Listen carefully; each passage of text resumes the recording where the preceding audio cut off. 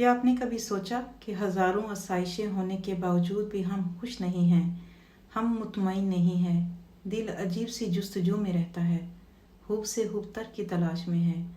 انسان کی روح اور جسم میں ہر وقت ایک کنفلکٹ سا رہتا ہے، کیونکہ دنیا میں آنے سے پہلے اس روح کو رب کی پہچان تھی، لیکن دنیا میں آنے کے بعد جسم شیطانی باتوں میں آ گیا، اور اس طرح دماغ نے اپنا فائدہ سوچتے ہوئے دنیا کو ہی اپنا سب کچھ سمجھ لیا اور ہم سیدھے راستے سے بھٹک گئے، جبکہ روح آج بھی جانتی ہے کہ ہم سیدھے راستے پہ نہیں، ہمیں مرنے کے بعد اللہ کے پاس ہی جانا ہے، یہ ہمارا عارضی ٹھکانہ ہے۔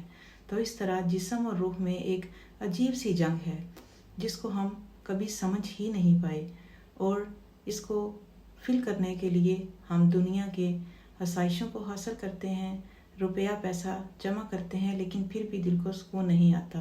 دل کی پریشانی کی وجہ جسم اور روح کے درمیان کنفلکٹ ہے، لیکن شیطان اس پریشانی کو ہمارے سامنے اور ہی طرح پیش کرتا ہے۔ ہم سمجھتے ہیں کہ شاید ہمارے پاس دنیا میں کسی چیز کی کمی ہے، اس لیے ہم پریشان ہیں، شاید ہمارے پاس دولت کم ہے، شاید ہمیں اور زیادہ آسائشیں چاہیے، اس لیے ہم پریشان ہیں، لیکن ہم اصل بات کو سمجھنے کی کوشش ہی نہیں کرتے، اور یوں دل کو مطمئن کرنے کے لیے ہم اور دنیا کے پیچھے بھاگتے ہیں۔ ہم اس بات کو ایک مثال کے ذریعے بھی سمجھ سکتے ہیں۔ ایک شخص کے ہاتھ میں نقشہ تھماتے ہوئے اسے حقیقی منزل کی طرف رواں کر دیا جائے، یہ بتاتے ہوئے کہ کسی بھی اسٹیشن پر اترنا، کھانا پینا، مگر اس نقشے کو ضرور فالو کرنا، ورنہ تم بھٹک جاؤ گے، راستہ کھو دو گے۔ مزید یہ کہ راستے میں آنے والے سارے اسٹاپ عارضی ہیں، تمہیں ان کو چھوڑنا ہی ہوگا، لہٰذا کہیں بھی دل لگا کے مت بیٹھ جانا، کیونکہ وہ تمہاری مستقل منزل نہیں۔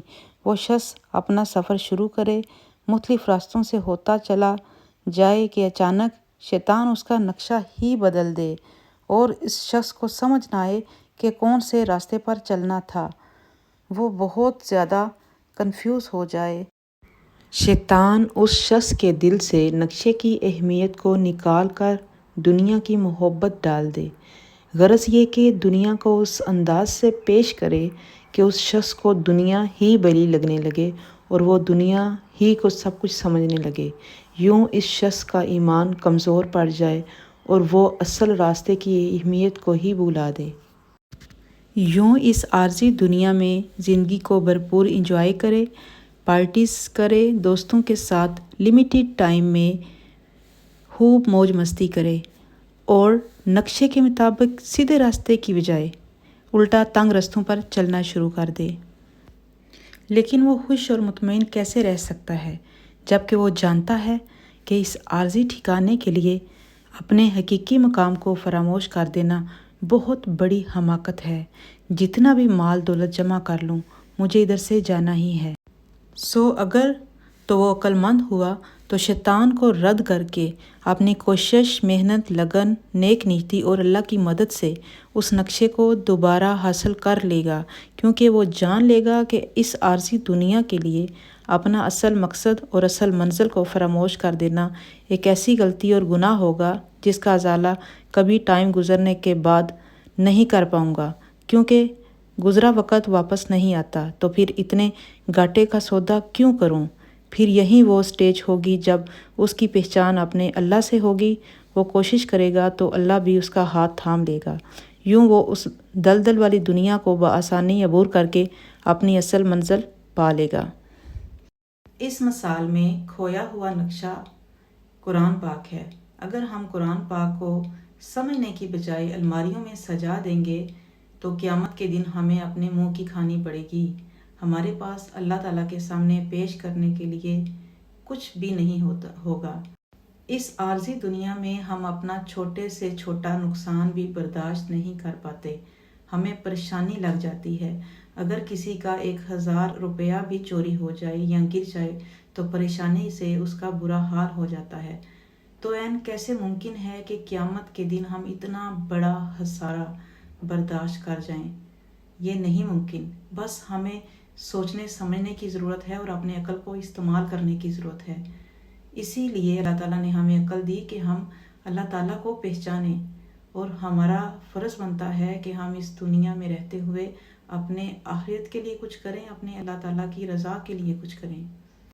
इल्म की कोई मंजिल नहीं, अगर इल्म की कोई मंजिल होती तो सब रुक जाते। कुछ जानने के लिए इल्म हासिल करना पड़ता है, पढ़ना पड़ता है। अगर आप इल्म हासिल नहीं करेंगे आप जाहिल रह जाएंगे। अब सवाल ये पैदा होता है कि हम अल्लाह ताला की पहचान कैसे करें।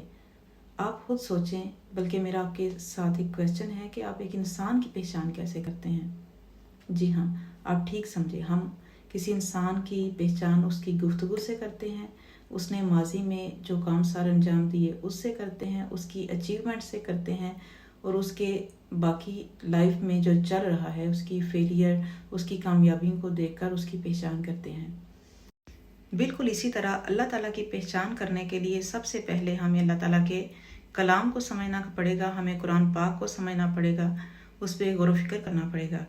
सेकंड नंबर पे हमें अल्लाह ताला के काम और फ़ाल को समझना पड़ेगा, और इसके बाद हमें इस कायनात पे गौर व फिक्र करना पड़ेगा, तो हम अल्लाह ताला की पहचान कर सकते हैं।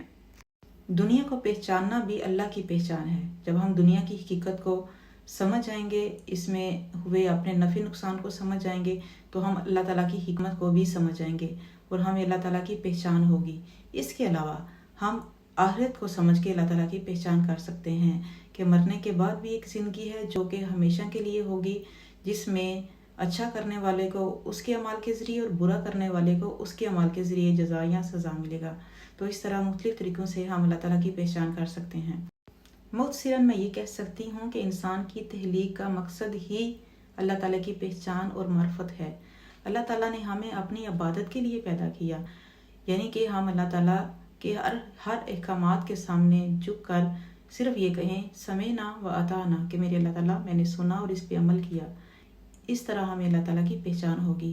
इंशाल्लाह नेक्स्ट वीडियो में हम अल्लाह ताला की पहचान सूरत अल फातिहा को मुसरन समझ के करेंगे, और उसमें काफ़ी गहराई की बातें हैं। आप मेरे साथ रहिएगा, आपको काफ़ी इल्म मिलेगा। और इसके साथ मुझे इजाज़त दें। अगर मेरी वीडियो पसंद आए तो प्लीज़ इसको लाइक कर दिया करें, इस पर कमेंट्स कर दिया करें, और इसको सब्सक्राइब कर लें ताकि आपको आने वाली वीडियोज़ का नोटिफिकेशन भी मिलता रहे। अल्लाह हाफिज़।